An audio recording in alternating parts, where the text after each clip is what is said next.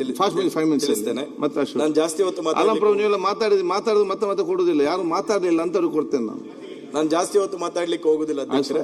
ನಾನು ನೇರ ವಿಷಯಕ್ಕೆ ಬರ್ತೇನೆ.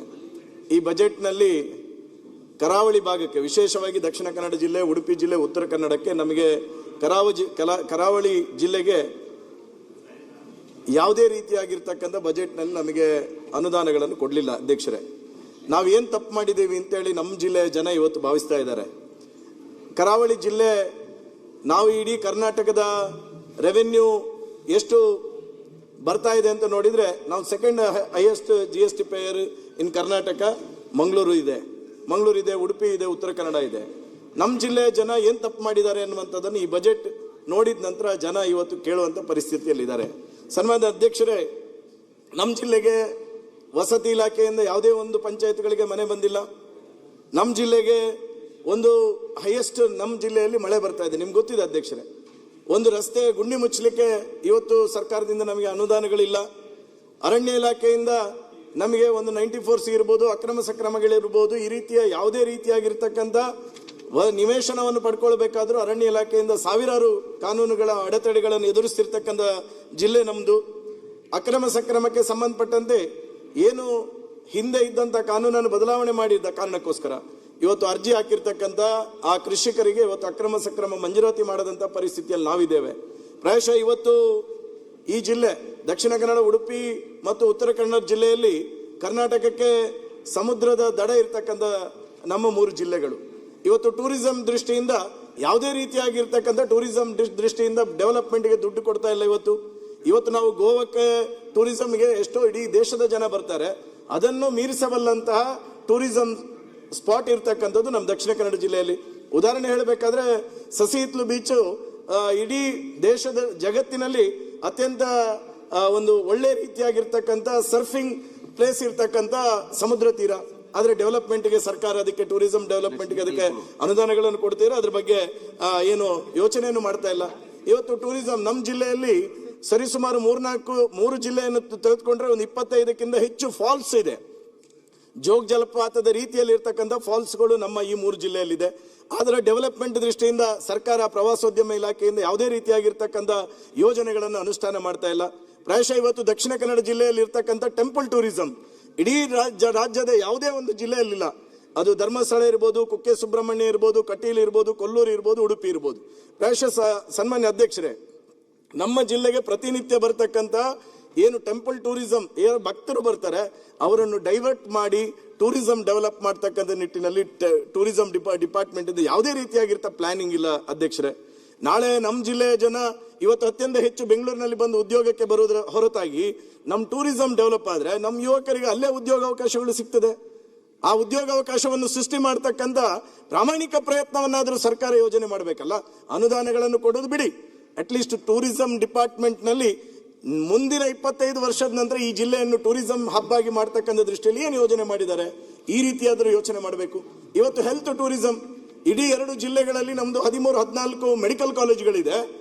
ಮೆಡಿಕಲ್ ಕಾಲೇಜುಗಳಿಗೆ ಇಡೀ ನಮ್ಮ ಕರ್ನಾಟಕದ ಒಂದು 7-8 ಜಿಲ್ಲೆಯಿಂದ ಪೇಷಂಟ್ ಬರ್ತಾರೆ, ಕಾಸರಗೋಡು ಜಿಲ್ಲೆಯಿಂದ ಪೇಷಂಟ್ ಬರ್ತಾರೆ. ಅಟ್ಲೀಸ್ಟ್ ಹೆಲ್ತ್ ಡಿಪಾರ್ಟ್ಮೆಂಟ್ನಲ್ಲಿ ಹೆಲ್ತ್ ಟೂರಿಸಂಗೆ ಏನು ಪ್ಲಾನ್ ಮುಂದಿನ 25 ವರ್ಷಕ್ಕೆ, ಈ ಯೋಚನೆಗಳು ಸರ್ಕಾರ ಇವತ್ತು ಮಾಡ್ತಾ ಇಲ್ಲ.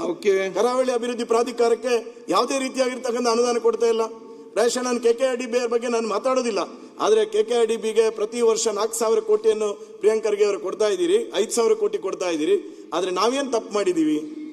ನಾವು ಕರಾವಳಿ ಅಭಿವೃದ್ಧಿ ಪ್ರಾಧಿಕಾರಕ್ಕೆ ಒಂದು ವರ್ಷಕ್ಕೆ 10 ಕೋಟಿ, ಒಂದು ವರ್ಷಕ್ಕೆ 100 ಕೋಟಿಗೂ ಕೊಡ್ಲಿಕ್ಕೆ ಆಗ್ಲಿಲ್ಲ ಅಂತ ಹೇಳಿದ್ರೆ ನಮ್ಮ ಜಿಲ್ಲೆಯ ಜನ ನಾವೇನು ತಪ್ಪು ಮಾಡಿದ್ದೀವಿ ಅನ್ನುವಂಥದ್ದನ್ನು ನಾವು ಈ ಬಜೆಟ್ ಓದಿದ ನಂತರ ನಾವು ಅರ್ಥ ಮಾಡ್ಕೊಳ್ಬೇಕು. ಜಿಲ್ಲೆಯ ಜನ ಕೇಳ್ತಾ ಇರ್ತಕ್ಕಂಥದ್ದು. ನಾನು ಇದರಿಂದಾಗಿ ಹೆಚ್ಚು ಮಾತಾಡ್ಲಿಕ್ಕೆ ಹೋಗೋದಿಲ್ಲ.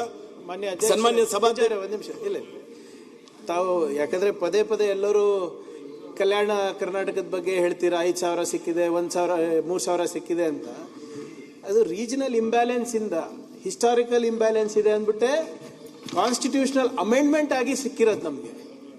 ಯಾಕೆ ನಾವು ನಿಮ್ಮಷ್ಟೇ ಹುಷಾರಾಗಲಿ ಅಂತ, ನಿಮ್ಮಷ್ಟೇ ಉದ್ಯೋಗ ಸೃಷ್ಟಿಯಾಗಲಿ, ನಿಮ್ಮಷ್ಟೇ ಬಂಡವಾಳ ಬರಲಿ ಅಂತ ದಯವಿಟ್ಟು ಅನ್ಯತಾ ಭಾವಿಸಬೇಡಿ. It is to set right a historical imbalance, regional imbalance ಏನಿದೆ. ಆಮೇಲೆ ಈ ಅಮೆಂಡ್ಮೆಂಟ್ ಬರಬೇಕಾದಾಗ ಎಲ್ಲ ಕಂಪೇರ್ ಮಾಡಿದ್ದಾರೆ.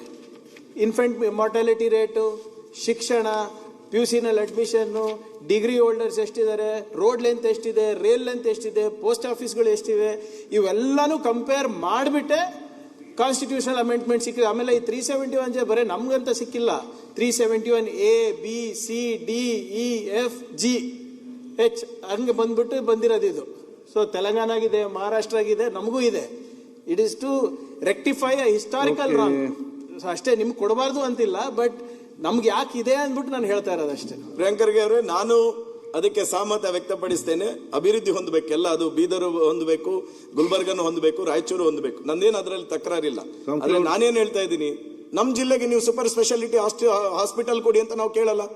ನೀವು ಗೌರ್ಮೆಂಟ್ ಮೆಡಿಕಲ್ ಕಾಲೇಜ್ ಹೇಗೋ ಒಂದು ಪುತ್ತೂರಿಗೆ ಸ್ಯಾಂಕ್ಷನ್ ಮಾಡಿದ್ರಿ, ಸಿಟಿಗೆ ಕೊಡಿ ಅಂತ ನಾವು ಕೇಳಲ್ಲ. ನಾವು ಕೇಳ್ತಾ ಇರೋದು ಏನು, ಈ ಜಿಲ್ಲೆಯಲ್ಲಿ ನಮ್ಗೆ ಬೇಕಾಗಿರೋದು ಇಂಪಾರ್ಟೆಂಟ್ ಇರ್ತಕ್ಕಂಥದ್ದು ರಸ್ತೆ. ನೀವು ರಸ್ತೆ ಕೊಡಿ ಅಂತ ಜನ ಕೇಳ್ತಾ ಇರೋದು. ನೀವು ನಮ್ಮ ಜನ ಕೇಳ್ತಾ ಇರೋದು ಟೂರಿಸಂ ಇದೆ, ಟೂರಿಸಂ ಡೆವಲಪ್ ಮಾಡ್ಲಿಕ್ಕೆ ಒಂದು ಪ್ಲಾನಿಂಗ್ ಮಾಡಿ ಅಂತ ಕೇಳ್ತಾ ಇರೋದು.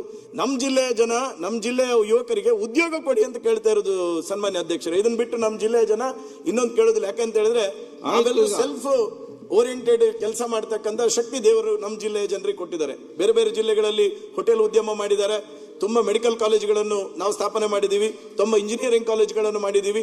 ಬಿಸ್ನೆಸ್ ಅಲ್ಲಿ ಒಂದು ಒಳ್ಳೆ ರೀತಿಯಲ್ಲಿ ದೇವರ ಆಶೀರ್ವಾದ ಮಾಡಿದ್ದಾರೆ. ನಾವು ದೇವರನಿಗೂ ನಾವು ಆ ಥರದ್ದು ಯಾವುದೂ ಕೇಳ್ತಾ ಇಲ್ಲ. ನಮಗೆ ಕೇಳ್ತಾ ಇರೋದು, ನಮಗೆ ನೀವು ಕನಿಷ್ಠ ರಸ್ತೆ ಕೊಡಿ, ಮೂಲ ಸೌಕರ್ಯಗಳಲ್ಲಿ ರಸ್ತೆ, ಟೂರಿಸಂ ಡೆವಲಪ್ಮೆಂಟ್ ದೃಷ್ಟಿಯಿಂದ ಒಂದಷ್ಟು ಯೋಜನೆಗಳನ್ನು ಹಾಕೊಂಡ್ರೆ ಟೂರಿಸಂ ಡೆವಲಪ್ ಆಯ್ತು ಅಂತ ಹೇಳಿದ್ರೆ ಹೋಟೆಲ್ಗಳು ಬರ್ತದೆ, ಟ್ಯಾಕ್ಸಿಗಳು ಬರ್ತದೆ, ಅಂಗಡಿಗಳು ಬರ್ತದೆ. ಈ ದೃಷ್ಟಿಯಿಂದ ನಮಗೆ ಯುವಕರಿಗೆ ನಾಳೆ ಉದ್ಯೋಗಾವಕಾಶಗಳು ಸೃಷ್ಟಿ ಆಗ್ತದೆ ಅನ್ನುವಂಥದ್ದನ್ನು ನಾನು ಸನ್ಮಾನ್ಯ, ಒಂದೇ ನಿಮಿಷ ಸರ್ ಮುಗಿಸ್ಬಿಡ್ತೇನೆ, ಕೇಳ್ತಾ ಇರೋದು. ಅದರಿಂದಾಗಿ ನಾನು ಸನ್ಮಾನ್ಯ ಮುಖ್ಯಮಂತ್ರಿಗಳ ಹತ್ರ ನಾನು ವಿನಂತಿ ಮಾಡ್ತೇನೆ, ನಮ್ಮ ಕರಾವಳಿ ಭಾಗದ ಜನರ ಆಶೋತ್ತರಗಳಿಗೆ ದಯವಿಟ್ಟು ನಿಮ್ಮ ಆನ್ಸರ್ನಲ್ಲಿ ನಮಗೆ ಅದಕ್ಕೆ ಶಕ್ತಿ ಸಿಗ್ತದೆ ಅನ್ನುವಂಥ ಅಪೇಕ್ಷೆಯನ್ನು ನಾನು ಇಟ್ಕೊಂಡಿದ್ದೇನೆ. ರಂಗನಾಥ್ ಅವರು, ಬಾಕಿಯವರೆಲ್ಲರೂ ಬಜೆಟ್ ಬಗ್ಗೆ ಬಹಳ ಹೊಗಳಿದ್ರು. ನಮ್ಮ ರಂಗನಾಥ್ ಅವರು ತುಂಬಾ ಗಾದೆಗಳನ್ನು ಸಹ ಹೇಳಿದ್ರು. ನಾನು ಗಾದೆ ಹೇಳಲಿಕ್ಕೆ ಹೋಗುದಿಲ್ಲ, ಆದ್ರೆ ಅವ್ರು ಹೇಳಿದಾಗ ಒಂದು ನೆನಪಾಯ್ತು ನನಗೆ. ಒಬ್ಬ ಕುರುಡ ಅಧ್ಯಕ್ಷರೇ, ಸಮಾಪ್ತ ಮಾಡ್ತೇನೆ, ಒಬ್ಬ ಕುರುಡ ಅಧ್ಯಕ್ಷರೇ ದೇವಸ್ಥಾನಕ್ಕೆ ಬರ್ತಾನೆ. ದೇವಸ್ಥಾನಕ್ಕೆ ಬಂದಾಗ ಅಲ್ಲಿದ್ದವರೆಲ್ಲರೂ ನಗ್ಲಿಕ್ಕೆ ಶುರು ಮಾಡ್ತಾರೆ. ಕುರುಡಪ್ಪ, ನೀನು ಯಾಕೆ ಬರ್ತೀಯ, ನಿನ್ಗೇನು ದೇವರು ಕಾಣ್ತಾರ ಅಂತ. ಆಗ ಕುರುಡ ಒಂದು ಮಾತು ಹೇಳ್ತಾನೆ ಅಧ್ಯಕ್ಷರೇ. ಕುರುಡ ಏನ್ ಹೇಳ್ತಾನೆ, ನಾನು ಬಂದಿರೋದು ದೇವರನ್ನು ನೋಡ್ಲಿಕ್ಕೆ, ದೇವರು ನನಗೆ ಕಾಣುವುದಿಲ್ಲ ಅಂತ ನನ್ಗೆ ಗೊತ್ತಿದೆ, ಆದ್ರೆ ನಾನು ಬಂದಿರೋದು ದೇವರಿಗೆ ಗೊತ್ತಿದೆಯಲ್ವಾ ಅಂತ ಕೇಳ್ತಾರೆ. ಆಗ ಇವರು ನಕ್ಕವರದ್ದೆಲ್ಲ ಬಾಯಿ ಅಲ್ಲಿಗೆ ಸ್ಟನ್ ಆಗತ್ತೆ. ಇವತ್ತು ಪರಿಸ್ಥಿತಿ ಏನಿದೆ ಅಂತ ಹೇಳಿದ್ರೆ, ವಿಪಕ್ಷದಲ್ಲಿರ್ತಕ್ಕಂಥ ಎಲ್ಲರೂ ಸಿದ್ದರಾಮಯ್ಯ ಸಾಹೇಬರ ಬಜೆಟ್ ಹಾಗೆ ಹೀಗೆ ಅಂತ ಹೇಳಿ ಹೊಗಳಿ ಅಟ್ಟಕ್ಕೇರಿಸಿದ್ದಾರೆ. ಆದ್ರೆ ವಾಸ್ತವ ಈ ಬಜೆಟ್ ನಲ್ಲಿ ಏನೂ ಇಲ್ಲ ಎನ್ನುವಂಥದ್ದು ರಾಜ್ಯದ ಜನತೆ ಗೊತ್ತಿದೆ ಅಧ್ಯಕ್ಷರೇ ಎನ್ನುವಂಥದ್ದನ್ನು ಹೇಳ್ತಾ ನಾನು ಮಾತು ಮುಗಿಸ್ತೇನೆ. ಅಶೋಕ್.